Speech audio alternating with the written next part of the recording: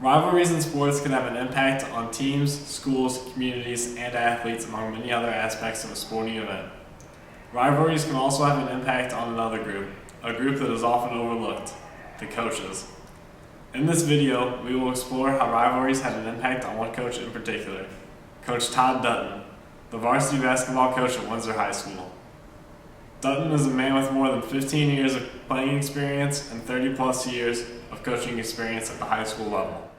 Coach Dutton ranks among the most respected coaches in the St. Louis area. Before taking the reins at Windsor, Dutton was head coach at Riverview Gardens for many years. While there, he led the Rams to a 31-1 record and a Class 4A state title in 1992 against Raytown South High School. Having coached in numerous conference championships and district championships against coaches in the Missouri State Hall of Fame and even players in the NBA, Dutton knows quite a bit about rivalries, how they're formed, and especially the way the success can breed them. In order to learn more about Dutton and the way in which he approaches rivalries, my group decided to interview Dutton himself and two of his former players, shooting guard Thomas Keeney of the Windsor class of 2013 and former forward Jimmy West of the class of 2014. We can compare these interviews to find out some different perspectives that may exist between coaches and players leading up to and during rivalry games. Enjoy.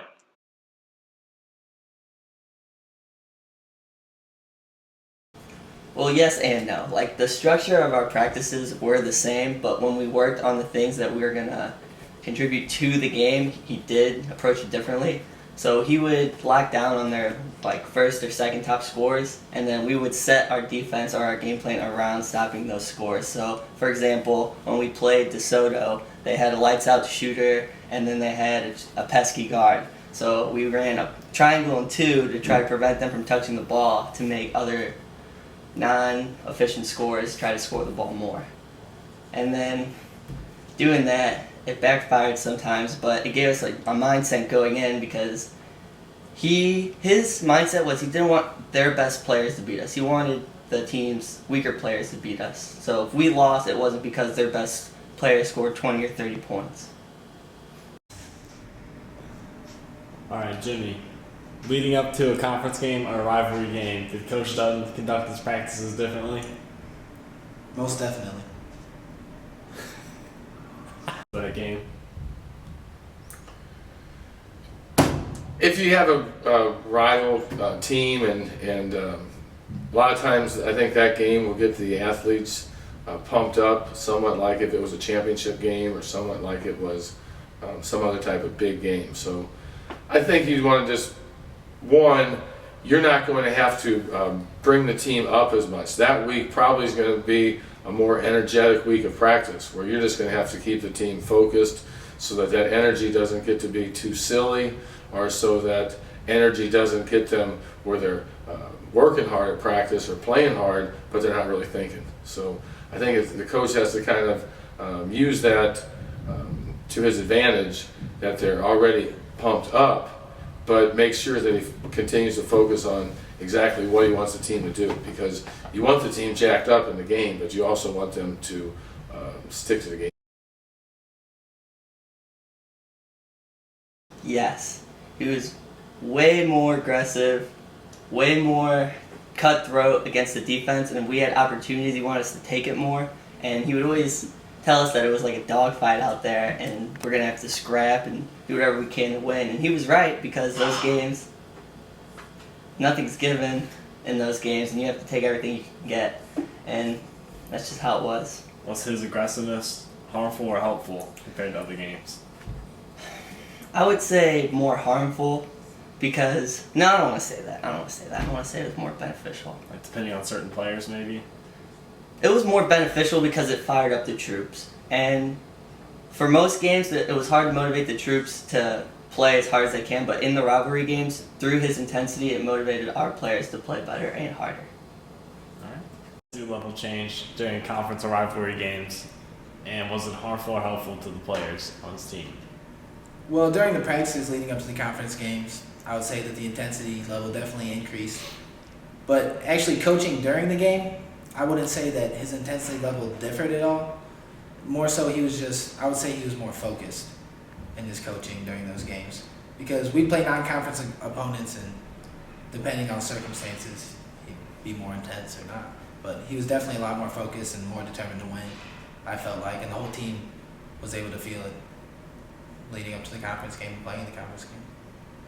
Well, yes. I've coached a long time at different schools, and regardless of where I was at, the same thing you want with the team, really, the coach should be saying to himself, as far as just don't get way too pumped up that you're doing extra yelling, and because a coach can have a big impact on if the team is nervous because he's yelling more than he usually does, just because if he's too excited, then he can get your team excited. So I think you always have to keep that in mind too. He was happy for us and he was proud because although we weren't that successful, all our hard work finally did pay off, and we got to share a moment as a team where we felt like champions. So for a moment, he looked at us as winners, and he was happy to share such a great moment with us and let us feel success. And he was really passionate coach, and I appreciate that because he really did care about our players. And now that looking back and think about it, I do miss him as a person and a coach because he really did care about us. Honestly, I think in his coaching career, I think if he looked back on it, he might say that that was his second greatest moment coaching, just from the pure happiness. Well, besides from him winning a state championship, that's probably his second favorite moment as a coach. You could just tell he went nuts. He threw all his stuff into the air, just ran onto the floor, hugged Keeney for a second, and he just got lost in the crowd. Do you Having a good time. Do you think that game meant more to him because of all the losing that he had to endure first, losing all those games? It definitely made it sweeter. I don't know if that's what made it mean the most, but it definitely made it a sweeter victory that the team had trouble with wins. Other good coaches, so I never was a fan of Florida Irons, but I can't say he was a crappy coach because he wasn't. And Terry Hollander at St. Charles West, we always had a big rivalry against, and after the game we talked like we were old buddies, but during the game I didn't like him, and I know he didn't like me because he'd be hollering at me, we'd be hollering at each other. Oh, your player's fouling them, that type of thing. But it's fun. That's what makes sports, a good time. Please let it go in.